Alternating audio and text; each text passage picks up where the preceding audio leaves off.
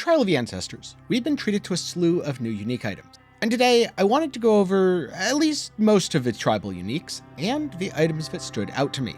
Now, if you like seeing my thoughts on various uniques and their mechanics in Path of Exile, do be sure to get subscribed, leave a like while you're down there, and if you want to know more about Replica Dragon Feather's flight, don't worry, that's coming up as well.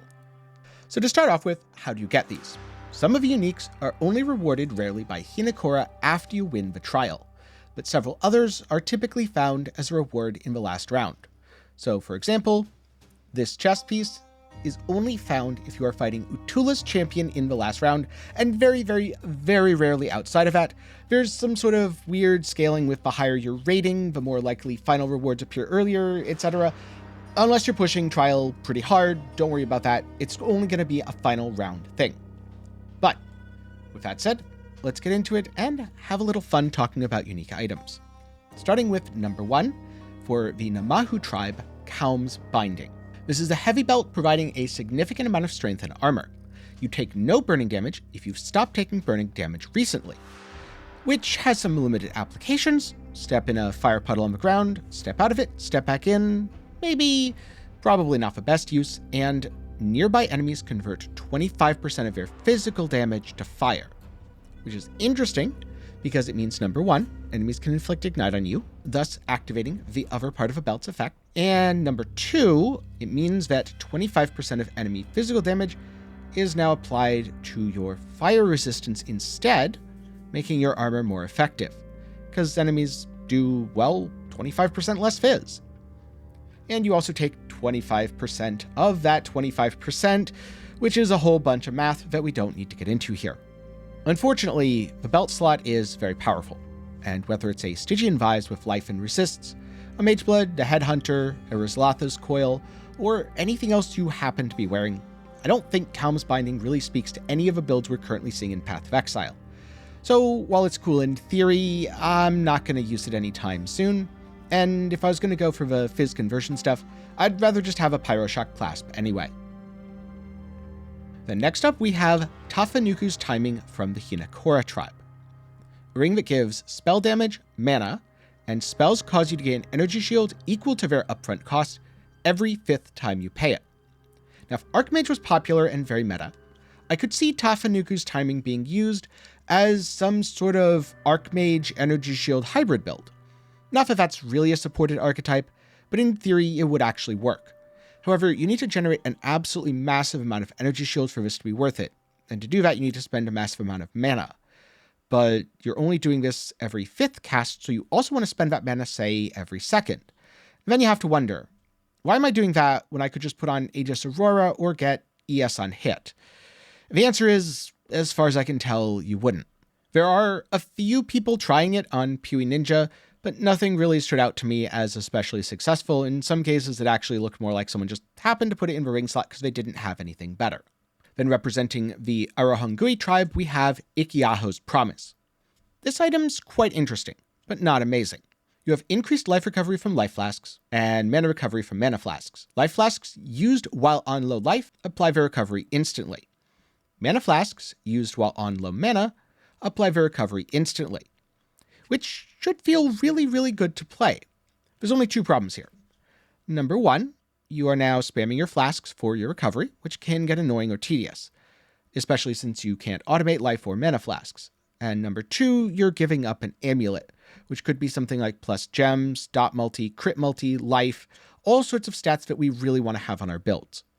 So while this item's pretty cool and thematically powerful, I wouldn't really use it, especially since there's a better option that I'll cover later in this video.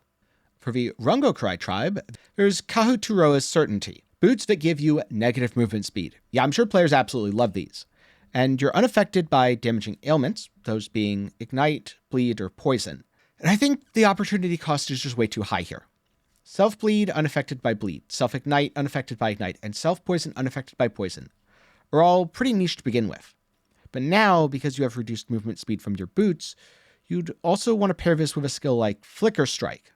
And sure, maybe these are Flicker Strike boots for Self-Ignite or Self-Bleed or Self-Poison, but there's better ways to do that. For example, getting unaffected by poison while you're using Malevolence with a Watcher's Eye, or grabbing unaffected via another source, like your Ascendancy.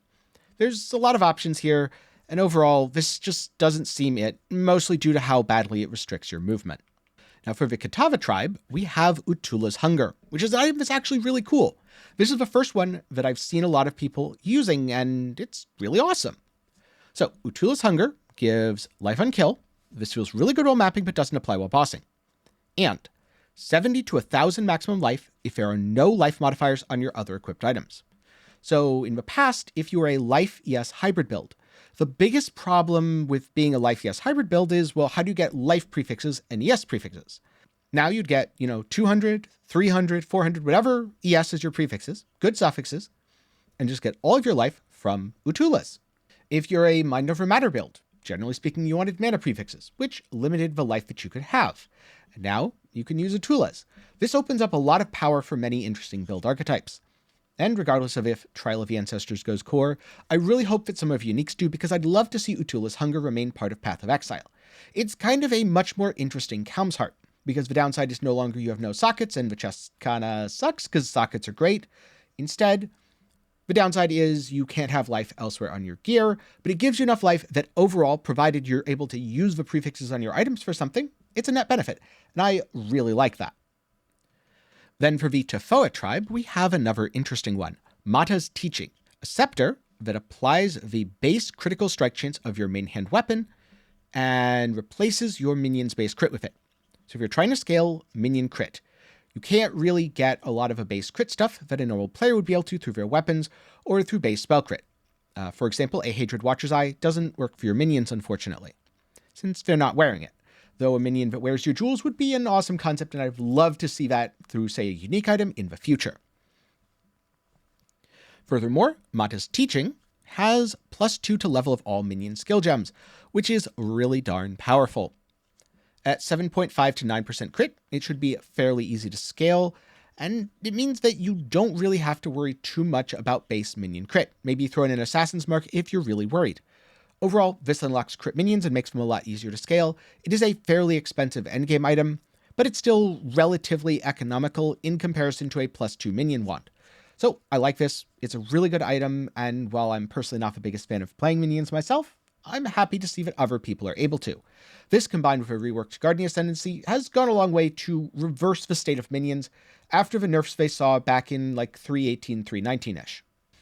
For the Ramako tribe, we have Ahuana's Bite, a shark tooth arrow quiver that adds cold damage to attacks, gives you cold res, and says that enemies chilled by your hits have damage taken increased by chill effect, and you chill enemies as if dealing up to 100% more damage.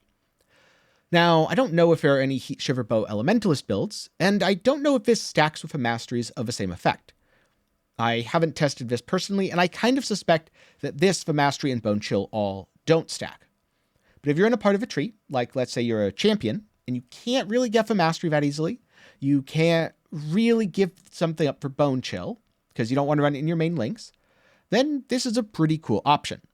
Unfortunately, it's a pretty cool option in the era of tri-elemental bow builds being super OP. And I don't think you really use this on a tri-elemental bow build.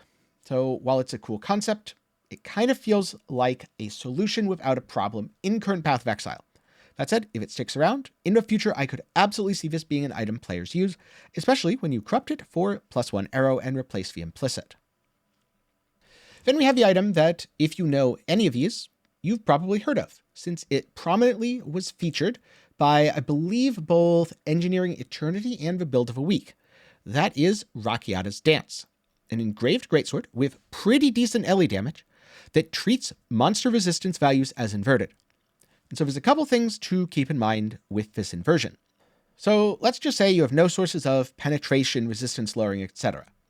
You hit a boss that has 50% elemental resistance. You do half of base damage with your attack. Alright, that's not great. But what happens when you put on Rakiata's Dance? All of a sudden, instead of them having +50 res, they have -50. And now, instead of doing that half damage, you are doing 1.5 times base, or triple what you were before, which is really powerful. But this also means that your damage floor and your damage ceiling are determined by the monster, and it's very difficult to give enemy monsters resistances. You can't exactly just put on a Purity of Elements and give it to your enemies. though that would be a kind of cool upside to doing ultimatums. Another downside is you don't get to scale this. You can't put on elemental weakness or exposure, and if they're somehow baked into your skills, well, I guess you don't really want to use Awakened Cold Penetration anymore, because you can inflict exposure, which lowers enemy resistances, and because resistances are inverted, that actually means you do less damage. Yeah, who knew that you could turn a positive effect like a curse or exposure into a negative? So use caution when wielding Rakiata's Dance, but it's a cool item and I'm kind of tempted to experiment with it myself. Then, from the Tukohama tribe, we have Akoya's Gaze, which is a Warcry helmet that says life leech from exerted attacks is instant. In theory, this is cool, but non-exerted attacks deal no damage. And I feel like there are better helmets that you can use if you're heavily invested into Warcries, and you're always going to be using exerted attacks. While instant leech is nice, having 10% of your leech be instant is usually plenty, and this way you don't have to worry about controlling your attack speed, you don't have to worry about strength, dex, and int, and you don't need to constantly spam Warcries. So this is at best niche and at worst just plain bad. The last tribal item, of course, from the Valako tribe is Kiloava's Bluster. Another cool concept. 30 to 40% chance for elemental resistances to count as being 90% against hits. So an Uber boss hits you and it counts as being 90%. I wonder if this negates enemy penetration. I feel like it would. That's really neat. Except it's a 30 to 40% chance. And that makes me wonder if there's any way through future items to get that all the way up to 100%. If more items come out to support this defensive archetype, I could absolutely see it working as an Uber boss killer in hardcore, especially if that 90% elemental resistance does negate the penetration that many Uber bosses have. However, it won't apply to dots, which is very unfortunate as a lot of Uber boss fights and boss fights in general have dots. And because right now it's only a chance, I don't really see too many uses for this item in comparison to a rare synthesized shield or a different unique, like let's just say Moxolotl's Machination or Adziri's Reflection.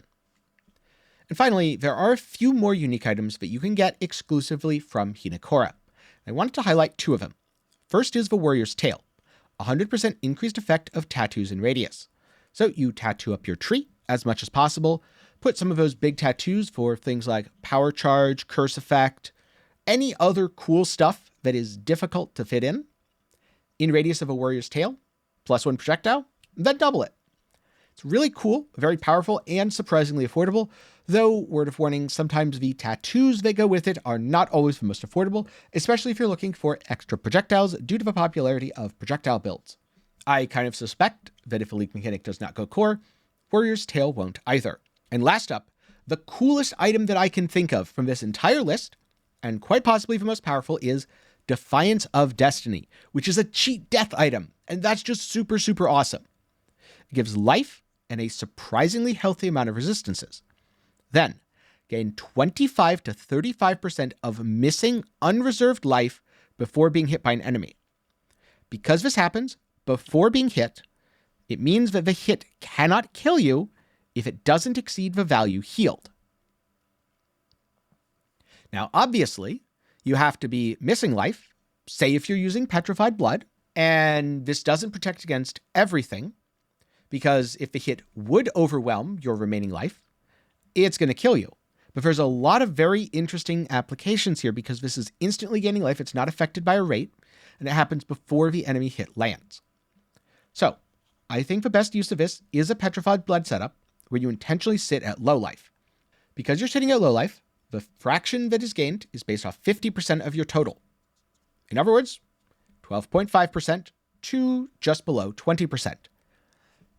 With the damage reduction from Petrified Blood, if a single hit, any single hit, does not do more than, let's just say, 20% of your total maximum life, either because you have a large life pool, or you have other forms of damage mitigation, or the enemy just doesn't hit that hard, it is never going to be able to kill you. This is the Aegis Aurora life gain on block dream, because Aegis Aurora was still only 75% chance to block, since that's the block cap. No, this is 100% of the time. It doesn't protect you against dots, doesn't protect you against things that happen to, hit harder. If something hits for 100% of your life, well, that's still gonna kill you. But as long as it doesn't exceed that threshold, you're immortal, and true immortality setups in PoE are really hard to get, Pseudo-immortality setups are incredibly powerful, and plus, when a lot of people die, they are not dying to a single big hit. Instead, they are dying to small hits. And if you're dying to multiple small hits, this item will be absolutely incredible. There have been quite a few people using it. It's very awesome, and I hope it sticks around. And on that note, I apologize to any Karui members of the audience, because I'm sure my pronunciations were quite deplorable here. Just know that you heard the good takes and not the outtakes, because I am not good at names. But with that said, I'm curious, what are some of your favorite items among the new uniques added in Path of Exile 3.22 Trial of the Ancestors? And which ones would you like to see stick around regardless of if the League mechanic goes core? Just to reiterate, if I had to pick a favorite, it would have to be Defiance of Destiny. That item's awesome, and Utula's is my second choice, both of which I hope stick around. But I'd like to hear yours down in the comments below. And if you have any other mechanics that you want me to explore, leave a suggestion down below, then get subscribed so you can see the video if I do upload it. With that said, thanks for watching. If you're looking for something else, I recently explained the mechanics of Eye of Malice, an often misunderstood but very powerful item. Or if you're looking for something entirely different, then maybe check out my second channel, where I recently talked about some indie games that look quite cool, many of which have actually released since that video came out. A special thanks to my patrons and channel members for the continued support. For as low as $1 a month, you can help make sure videos just like this one continue to be possible. Link to that is down below. But with that said, thanks again for watching, I hope you learned something, and I'll see you again sometime soon.